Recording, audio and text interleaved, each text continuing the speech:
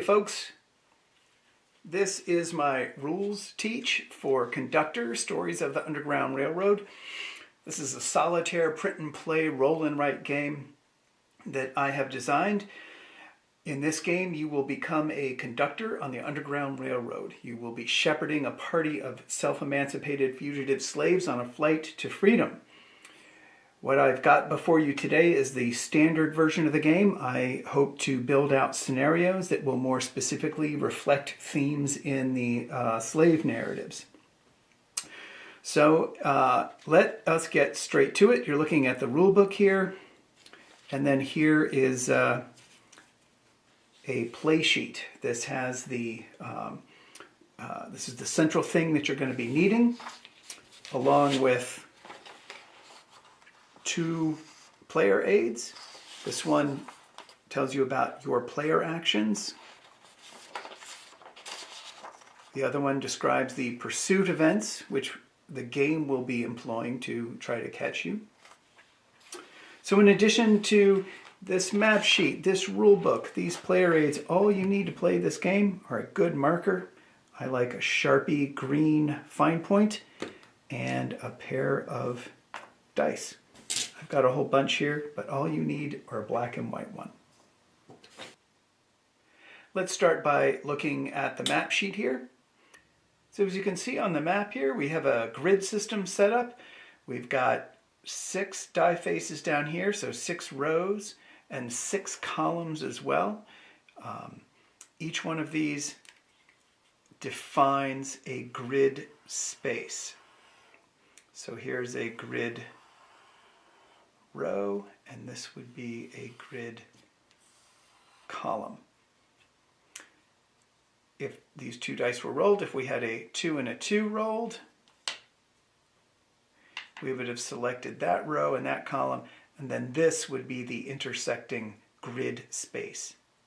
Within each grid space are 4 movement spaces, and your party will be moving from one movement space to the next, like that.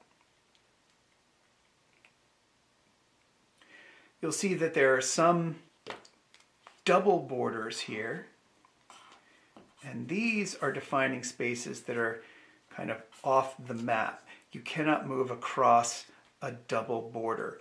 And so what we have here are some spaces that are overseas, is really what these represent. Great Britain, Haiti, Mexico. Now these are free spaces, which I'll get to in a second, but these are adjacent. These are not, even though these are red, these are still adjacent by normal movement to the spaces around them. In order to be able to move to a space, you can't have moved through it before, and it can't be shaded. Now, shade is something that is going to appear on the map, as we'll explain. A shaded space is completely out of commission for the game. Every movement space is associated with a region. So there are 3 regions in the game. You have the south, that's this color. You have the north, which is the blue. And you have free country, which is the red. This represents anywhere outside the United States where a fugitive could find some kind of refuge. Whenever you're moving into a space of a different region, using normal land movement, you have to pay +1 movement point. So I'll get into the movement rules later. I just want to establish some basics about how this is going. So to go from the south to the north, this would normally be 1 movement point, but because we're crossing the region, it's going to be 2 movement points, +1. If you're ever unsure about what region a free space is in, just look to the spaces adjacent and it'll tell you. So this is a blue clear space, etc. Each space has some kind of terrain associated with it. Here's that list of those symbols. They will appear all over your player aid. So let's look at the spaces.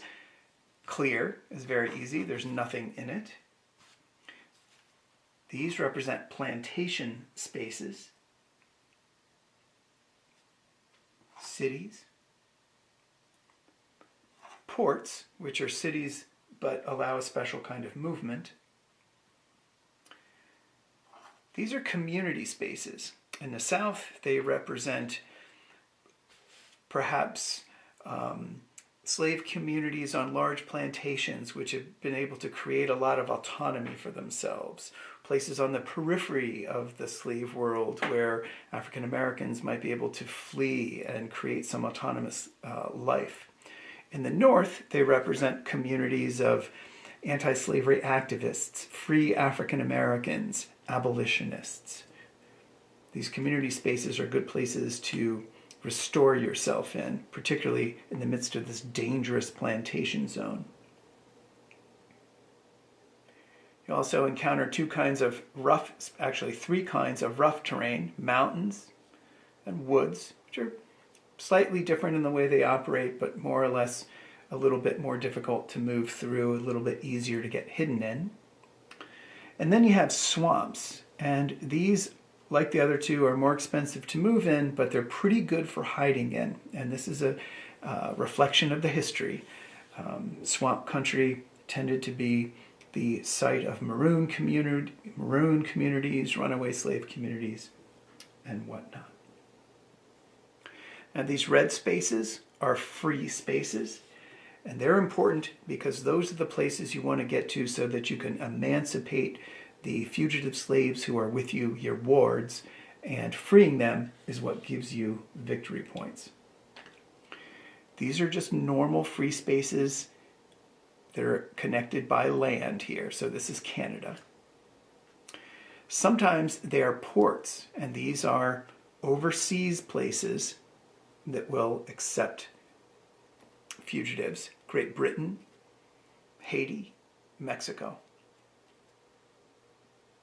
When there is a minus symbol, that is going to impact the liberty check, which I will talk about later on. Let's look now to these plantation spaces. You can see that they all have this dashed circle. Each one of these dashed circles, and some non-plantation spaces have them as well, each dashed circle represents an inactive, unactivated ward. And this is somebody who could become ready to flee the plantation and join your party. And so what's going to happen is when these get circled, they become activated, and then they can go from the map into your party if you are nearby them. The symbols for the wards are important to keep track of. We have a little list here in the rule book. There's also a guide on your play sheet, and essentially I will run through them now just so you'll have them. This would be an unactivated ward on the map, an activated ward on the map.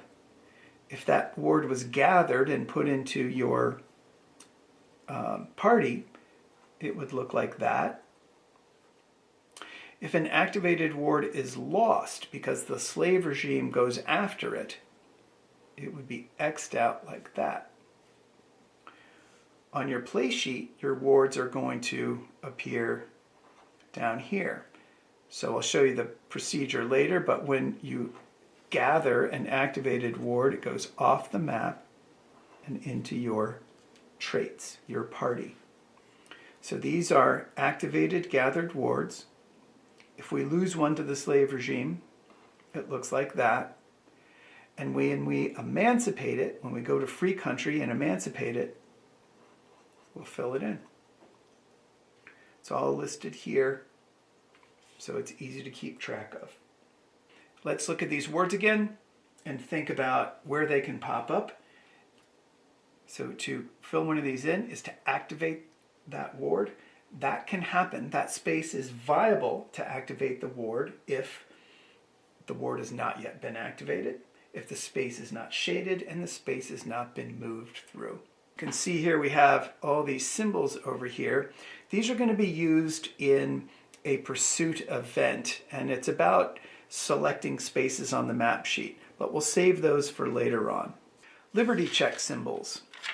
You see here, you have these little like chain symbols here. What this means is just a reminder, and it tells you it's a clear space, so these only appear in clear spaces. It's not a terrain type. It just tells you that when you move from one to the other, you'll have to do a liberty check. You're crossing a region, going over here, you'll need to do a liberty check. And I will talk about what that means a little bit later on. Okay, let's talk about marking conventions for party movement. So how on the map sheet do we mark things? You can do this as ever you wish, but my recommendation is that where the party is, I've got multiples over here, but you only have one. So let's say the party starts here. I draw it as an open triangle. If it were to move up to this space, I'd simply redraw it there. And I'd close this in.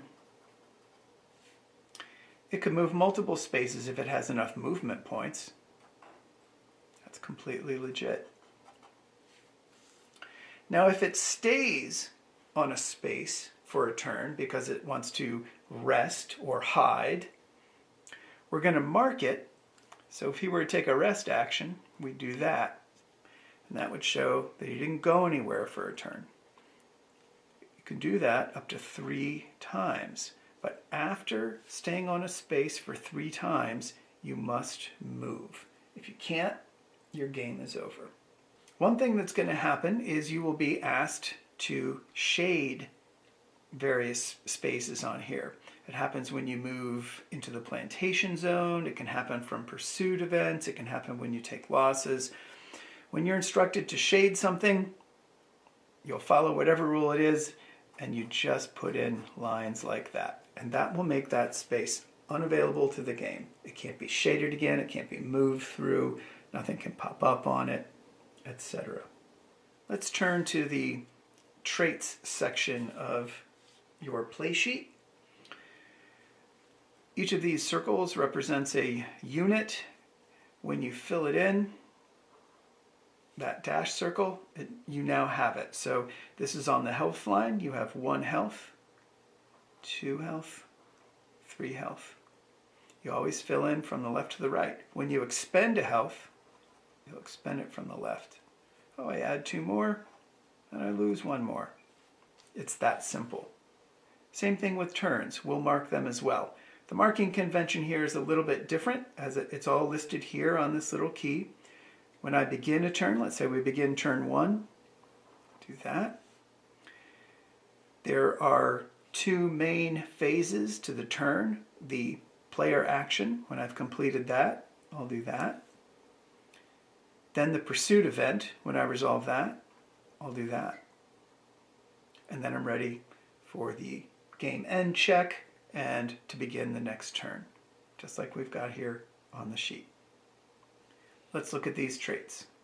Health represents the overall capacity of the party to remain in flight. This is your tenacity, your strength, your courage, your physical, emotional health, your grit, your perseverance, determination, your overall well-being. Distance represents your distance from the pursuit that's following you. Having more distance between you and your pursuers is better.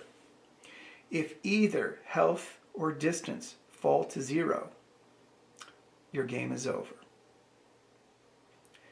Resources operate in similar fashion. We keep track of them the same way.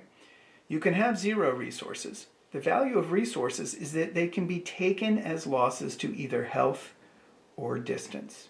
So whenever this says this in the game, you must take a distance. You can take it on distance, or you can always take it on resources. Same with health.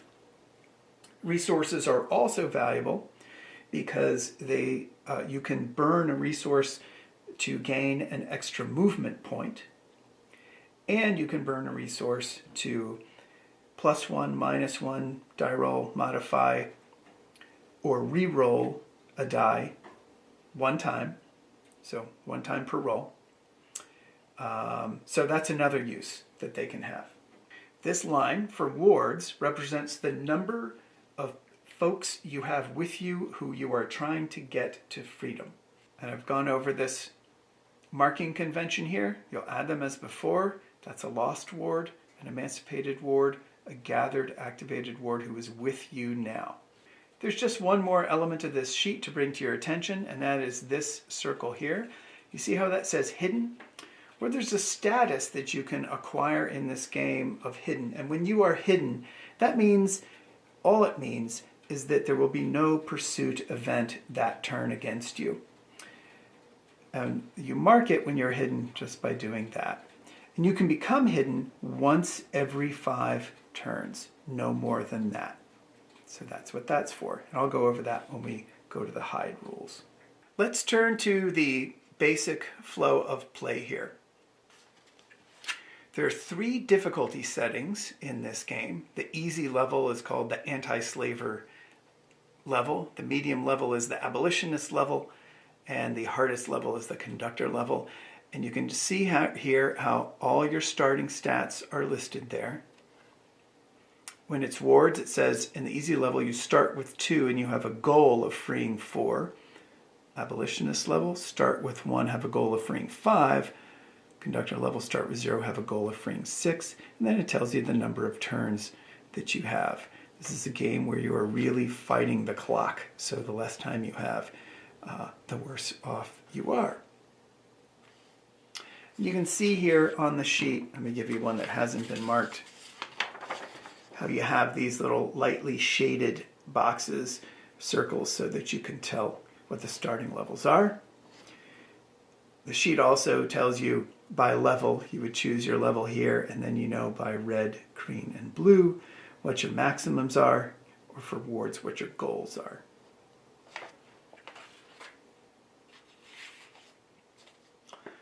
So to set up a game, it's pretty easy. First, you're going to select your difficulty level and record your starting traits.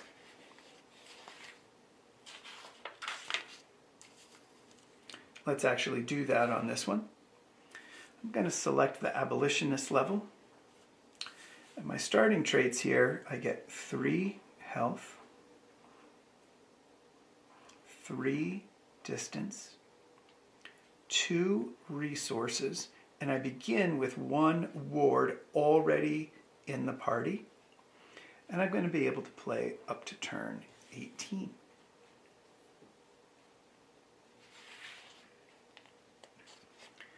The next step, I'm going to seed the plantation zone with 2 wards.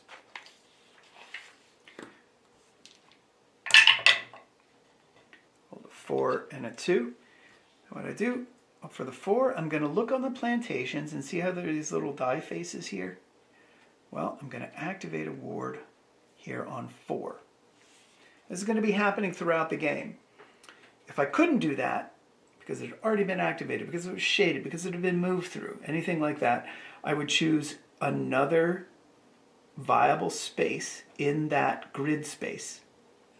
If none were available in that grid space, I'd look to adjacent grid spaces. So we have 1 ward on 4, another one's going to pop up on 2.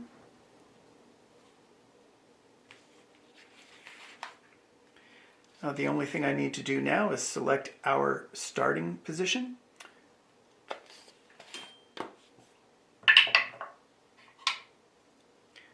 Interesting. We're starting here. So we are starting in a space that already has an activated ward on it. Now I want to imagine something slightly different here. I want to show you the normal way to do this. Let's say we had seeded our 2, and here's our 3. And then we rolled the 4 to place us here. We would still have the ability to activate that. This is just during setup. During setup, if the party is placed on a plantation space that does not have an activated ward, it may begin with 1 activated. So I'm starting with 1 in the party and 1 activated in the movement space I'm in, and 2 more activated over here. So out of the party, out of the party, out of the party, in the party. Soon to be in the party if I do my job right. That's the setup procedure. I am now ready to play. Turn sequence is listed here, the rules, and it also appears on your player aid. First thing we're going to do is the player action phase. Shows us how to mark the sheet. And I'm going to take one player action: rest, hide, move, or risk. I'll go over those. After I've resolved that, we're going to go to the pursuit events phase. We're going to roll a d6 to select a pursuit mode and then resolve as instructed. I'll go over those. Then there's a very quick turn end phase. All we're doing here is checking to see if the game is ended. The game will end on a turn if your health, distance, or turns are down to 0, or you have no viable space you can move to. If you cannot move from the space you're in, the game will end. And then we'll go over to game end scoring, and I'll talk about that at the end. So we're all set up. We're ready to play. We know what our turn order is. We are going to take our player action phase first, take one of the 4 actions available to us, and then the pursuit event will come after us. So let's take a look here and see what these actions can be. There are 4. We can rest. And what resting is going to do is going to increase primarily our health. We can hide, which is going to increase primarily our distance. We can move, which is how we're going to move the party around the board. Or we can risk. And what this will let us do is take a gamble. We'll risk one of our traits, like a health or a distance or a resource, and we will try to, we'll undertake a die roll, and if we succeed, we'll get to do one of our 3 actions, but with a particular bonus, depending on what terrain we're in. If we fail, we lose the trait, and we don't get the bonus. So I'll go over that in detail. Let's look at the rest action. Now here's the party. If I wanted to rest, I look at the terrain that I'm occupying. Right now I'm in plantation, and this is not very good for resting. What I'm going to do is I'm going to roll 1d6, and I'm going to collect everything up to that level. So if I'm in clear and I roll a 5, I will get this goodie, and that's 1 health, and then the slash is a choice. I can get 1 health or 1 distance additionally. If I rolled a 6 on this, it would be the same. So if I'm in community or port and I roll a 6, I can get up to 4 goodies. Here I'm in plantation, not very good place to rest. If I got a 50% chance of getting 1 health, and then I have a 1 out of 6 of getting an additional health or distance here. So that's how the rest action works. I would just add them onto my traits as I go. Hide action works in pretty much the same way. I'm going to cross-reference my terrain, and then this is the automatic benefit I get from this action. It's usually a distance. Look at this in terrain. In plantation, though, I don't even get this automatically. Plantation's a tough place to be. And then I'm going to roll a d6. And if I hit this or higher, I get the additional benefit. If I'm in clear, an additional distance, and I can become hidden. An additional resource or become hidden. An additional distance, an additional or resource, or I can become hidden. You see how that works. Now what is hidden? Hidden simply means that there is no pursuit event. You will not be confronted with the bad guys coming after you. So that's hiding. What about moving? Moving is pretty straightforward. You're going to have a movement allowance. So let's look at how that works first. Your movement allowance is computed as the difference between your health and the number of active wards you have in your party. So my health is at 3, my wards are at 1, so I have a movement allowance of 2. your movement allowance can never go lower than 1 or higher than 4. So if I had 1 health and 5 wards, that's a -4, it would still be a 1.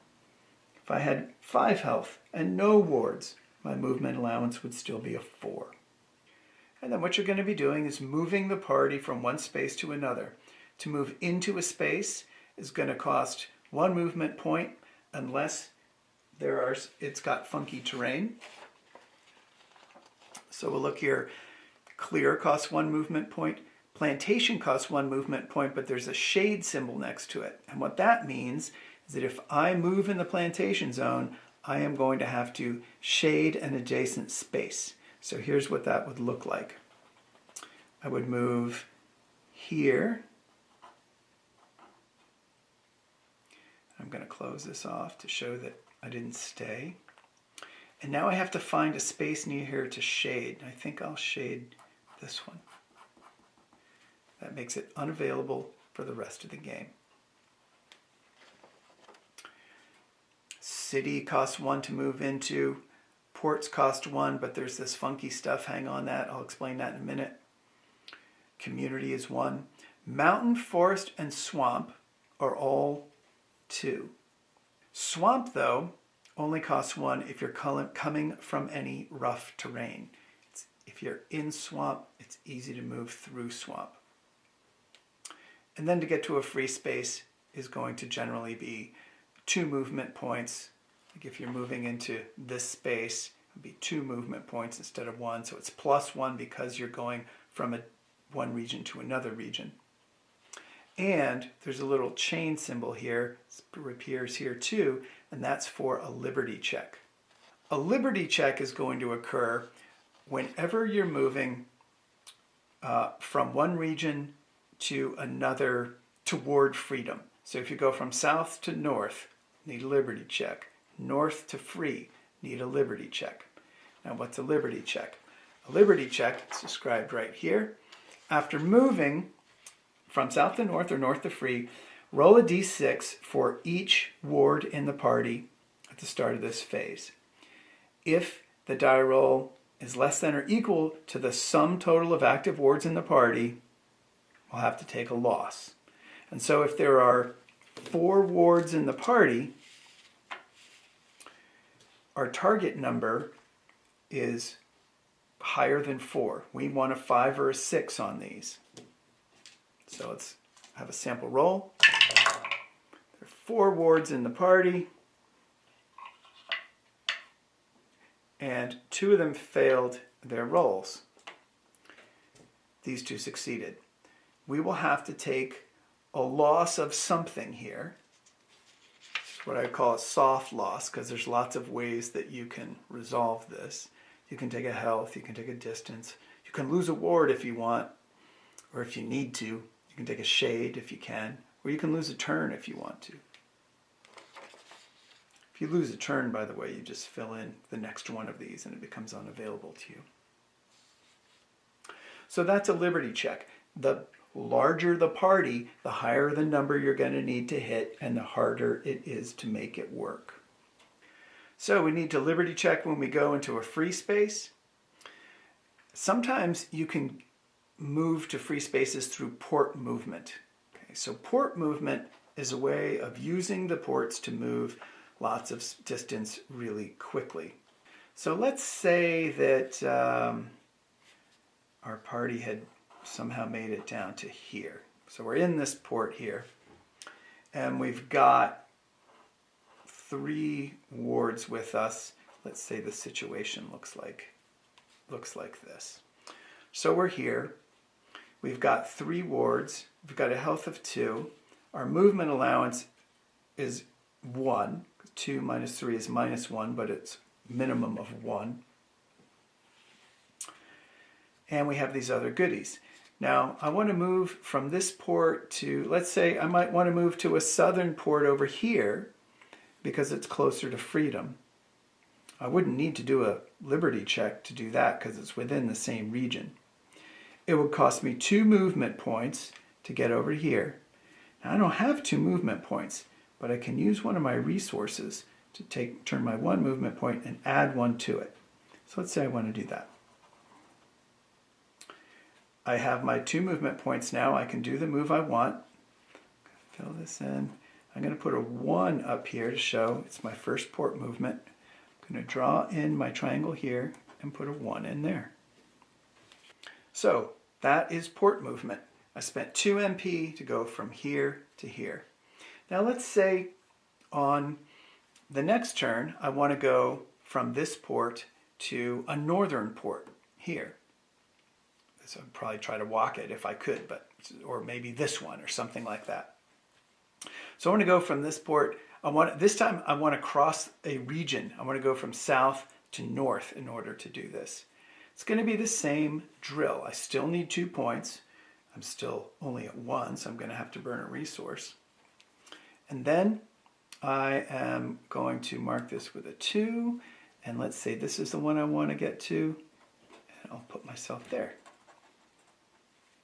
But now I have to do a liberty check because I'm crossing regions.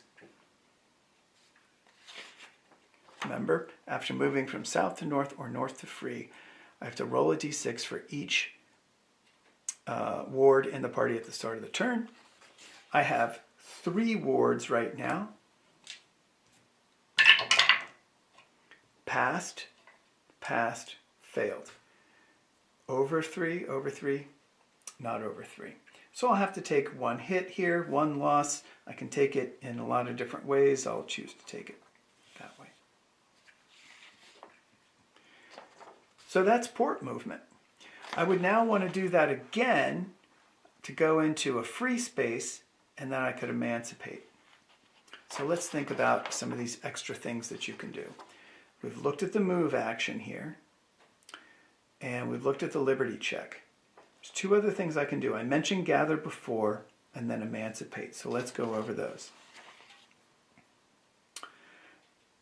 Let's say the party didn't do port movement. Let's say the party is here right now. And let's say that guy is over there. Instead of doing port movement, I might move into here. My movement allowance is 1. 2 minus 3 is minus 1, raised to 1. So I'm going to go over here. And now, at the end of my move, if there is an activated ward, I may gather. And it tells me how to record this. So I'm going to gather by filling that in and opening that up. Now let's say the next turn I move down here because I'm really thinking about that port movement. And then the next, but I really want this guy here. How's he going to pop up? Well, so on 1 turn, I move him there. The next turn, this is another little feature of the gather action. If the party moved no spaces, it may activate an unactivated ward. So I start the turn here. I didn't go anywhere. Instead, I'm going to use a move action but spend no movement points. Instead, what I'll do is activate instead of moving, and then I can gather it as normal.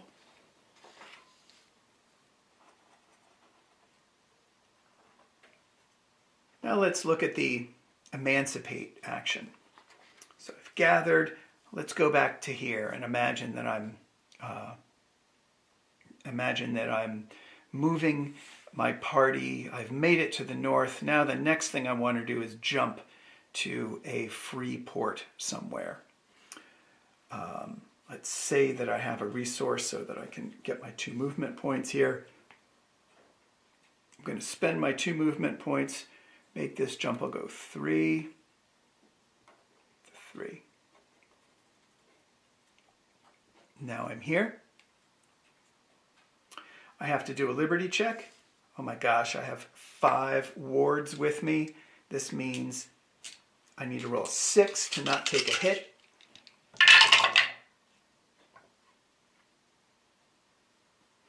And I failed on these, which means that I'm going to have to take 5 hits, which I probably can't do without losing. So voila, magic, magic, magic. Bing! They're all 6s. So let's imagine that I got that instead, so I don't have to worry about the liberty check. That's all I'm doing is factoring it out of here. And so I made it to my free port, and now here are my wards. I can simply emancipate them, and all I have to do is fill it in.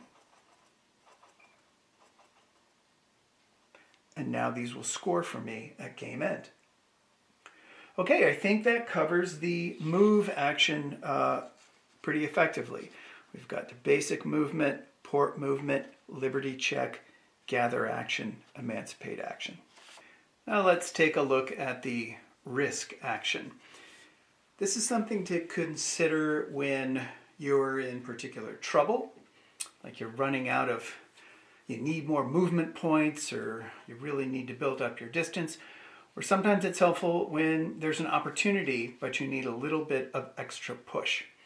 The risk action lets you risk a trait that you have, make a little gamble, and if it works, you'll get to take an action with a bonus.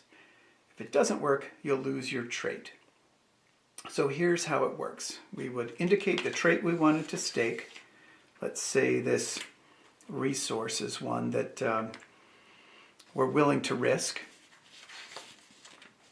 We're going to roll against the number of wards in our party. Let's say that we have 3 wards in our party.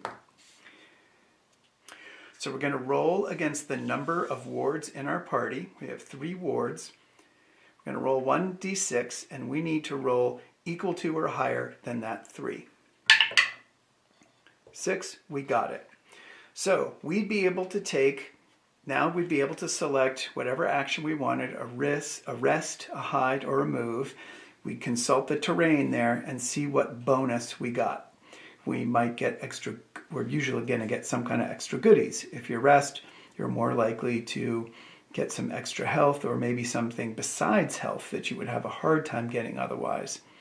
If you want to hide, it gets to be a little bit easier to hide. Move, you'll get some extra movement points, and movement becomes easier. It's all coded in there. So that's the risk action.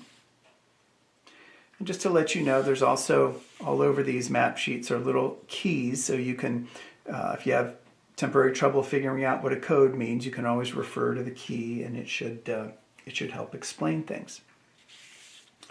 So we've gone over the player actions: rest, hide, move, and risk. Now it's on to pursuit events. So we will explore how the game plays you back. So when it comes time to figure out what the pursuit event is, all you need to do is roll a d6, and it will give you one of these. Let's go over them in turn. We'll start with the patrol. This is the slave patrol, which was a system set up very often. It was peopled by non-slaveholding whites who supported the slave regime by policing the countryside and instilling terror in the slave population, making sure that people couldn't move around as they wished. So that's the first event. You see there's a little bit of code here. It says unrest, and that same bit of code appears over here under the wards pursuit event. So this is kind of independent of the event. It's something that happens. So let me show you how that works. And basically what this does is churn wards on the map sheet so that they might come up. So how this works is, you see here it says you roll a d6. We're going to close the closest active ward. We're going to lose the closest active ward. And if the party happens to be there or adjacent, it'll suffer a distance loss. And then we're going to roll a second d6. And at that one, we're going to activate the closest unactivated ward.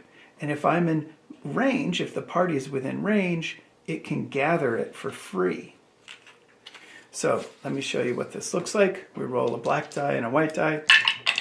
Resolve the white die first. So what would happen here? We go to 3. Here's the 3 plantation. Now there's nothing active there. If that had been active, it would have been closed off. Now let's say that it already happened and we rolled a 3 later on. Well, let's say there was a ward there. This one is closed off, but within the grid space, there is an active one. We would choose from the active ones. Let's suppose it's not that case. Let's suppose this has already been gathered, but here's an active ward. Okay, we roll our 3. Can't close that off because it's already been closed. Look in the same grid space. Can't close that off, it's already been gathered. Now we start looking into adjacent grid spaces. And here we have one, so that would be closed off. Now let's resolve the 6. This one is going to be closed off. That one's going to be opened up. So 6 is over here. That's all I do. Now let's say if this had been gathered, once again, I choose a viable space within the grid space, a viable movement space within the grid space. If that wasn't available, I could choose one from an adjacent grid space. It happens not infrequently, the same number will come up. So you might be shutting down something in 3 only to, if this were a 3,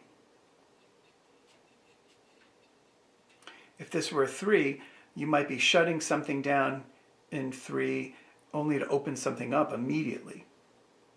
And remember those stipulations. If something is lost and you're there or adjacent, -1 distance. But if something pops up and you're nearby, it's in your movement range, you can gather it for free. So that's the unrest procedure. Now let's go to the rest of the code. If there are no active wards in your party, then instead do a 6 full pursuit event. That becomes the default for things. Another condition. If you're not in the plantation or adjacent to it, then instead you'll do slave catchers.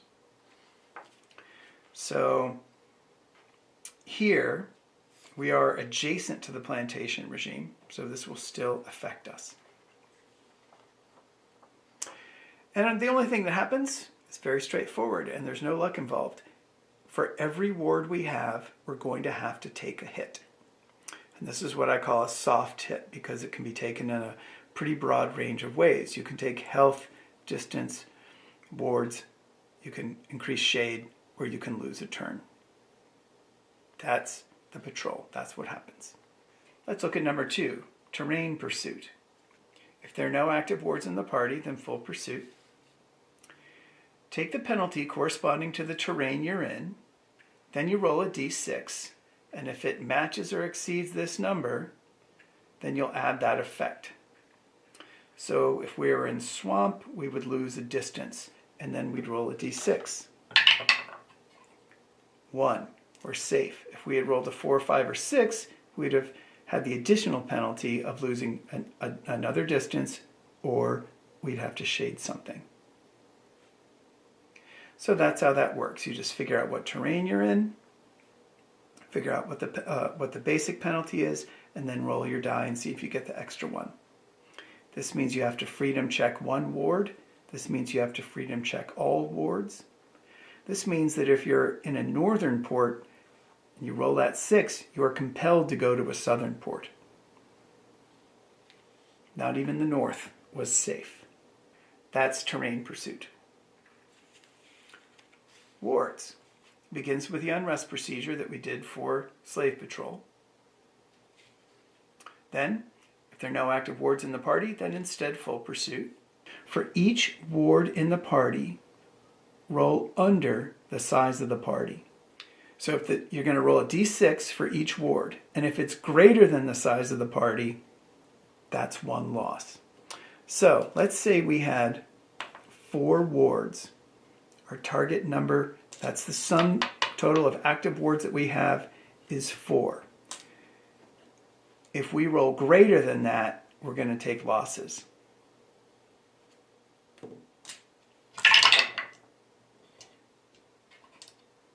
We're safe. There are some modifiers, though, to the terrain.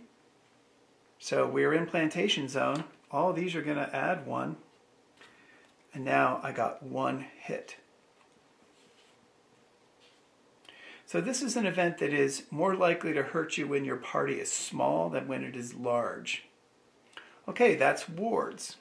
Advertisements. This represents the phenomenon of newspaper advertisements for giving rewards for tracking down suspected fugitive slaves. So this is an event that is particularly going to be dangerous in the cities and ports where newspapers are more likely to circulate. First step, if you have no active wards or are in free country, then instead full pursuit. If you're in the north, we're going to suffer one loss of, this is that gentler loss, automatically. And then you're going to roll a d6. And for each pip under the sum of your wards, you're going to suffer a loss. So let's say we have 5 wards. I want to roll 5 or higher. 4. For each pip under, that's 1 pip under, so I would suffer 1 loss. That would have been 2 losses, 3, 4. Okay. And there are some modifiers here. When it says only distance, that means you can only take a hit. If you're in city or port in the north, you get a -1 DRM, and you can only take that hit on distance, which means you can also take it on a resource because that's generic, but it's a tighter constraint. In the south, it's a similar event. It's a little bit tighter here. You're going to lose something automatically, and you don't have the same flexibility that you have in the north. And the same principle. You're going to try to roll high. The lower you roll under the size of your party, the more hits you're going to have to take. And then there are die roll modifiers here as well. Slave catchers. If there are no active wards in the party, then full pursuit. This is like wards, but the opposite in that it's more painful the larger the party becomes.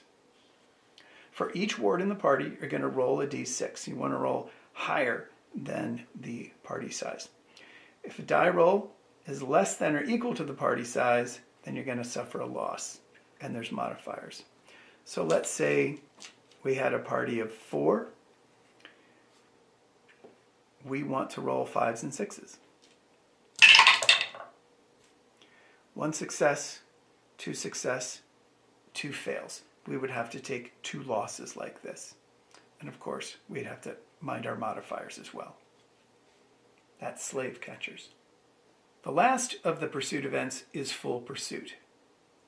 What we do here, first step, we're going to roll 2d6, 1 black and 1 white.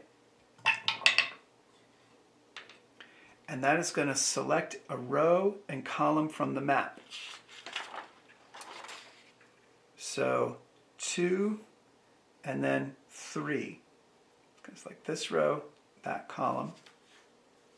If we are there, if we're here, we'll suffer 1 hit. If we're there, we'll suffer 1 hit. So it's possible to suffer 2 hits on this. And those have to be taken in the tight way. You can't take shade or turns on those. Then we're going to look at that intersecting grid space, 2, 3, and I'm going to have to shade something. It's no big deal here. We just shade that. I'm probably not going to need that space. Sometimes that roll can be right where you are, though, and it can be very painful to have to do that. These. Okay, so it looks like we've resolved all this stuff. What's all this business down here? Well, this happens if you select a terrain symbol. So we rolled, this is a different map here, we rolled a 2 and a 3, so we were somewhere here. What if we had rolled out here? Let's say we rolled instead a 4 and a 6. It's going to be here and here. That is going to be this woods symbol with a cross. If you select a terrain symbol, one of these, you have to shade 1 viable movement space in the selected grid space. So let's do that. I'll choose this one. But now look, there's a plus symbol here. Also shade 4 spaces adjacent. For each you cannot, you're going to suffer a loss. And so I would need to shade this, this, this, and this. Well, I made a bad choice here, right? Because now I can't shade this because it's already shaded. So I'm going to shade these. And now I'll have to take this loss in some other fashion. Health, distance, resources, wards, turns. So that's going to take up, that's going to shade 5 spaces on the map if you get that. What if you don't get the green thing, you get something else, right? What if you get this guy, for example? If you get this, you have to shade 1 southern city and 1 northern city. Same thing with this. You just do it with community spaces. If you get this, you have to shade a southern port, a northern port, and a free port. Tough go. That's what Full Pursuit does. Excellent. We've gone over a good chunk of the rules. The only thing remaining is thinking about game end. If we look at our turn sequence, the last step of the turn is to check for game end, health, distance, or turns to 0, no viable space to move to. If that happens, we go to our game end procedure. Okay, let's think about scoring at game end. First thing we're going to do in scoring is to see if we pass the chapter, right? Have we achieved a basic level of success that will let us move on to the next one?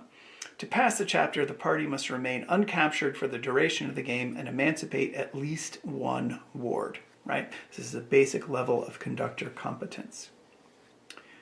To succeed, you have to emancipate the number of wards established by the game difficulty setting. And we chose the abolitionist level, which means that we had a goal of 5 wards we wanted to emancipate. And then we can calculate our score. There's a little formula here. The formula is also listed on the bottom of the player aid. You just fill this guy out. Emancipated wards are worth 4 victory points each. A ward that you have gathered on traits but have not yet emancipated is worth 1 victory point. For each lost ward, whether that is on the map sheet or traits, is going to be minus 2 VP. And then any wards you've stranded on the map sheet, they're activated but not gathered on the map, those are going to be minus 1 VP. And you can total up your score there. And then beyond that scoring, if you achieve your goal and go beyond it, you can score additional VP. So of course there's going to be the normal 4 points per emancipated ward, but beyond your goal, if you emancipate 3 additional wards, you'll get 6 additional VP.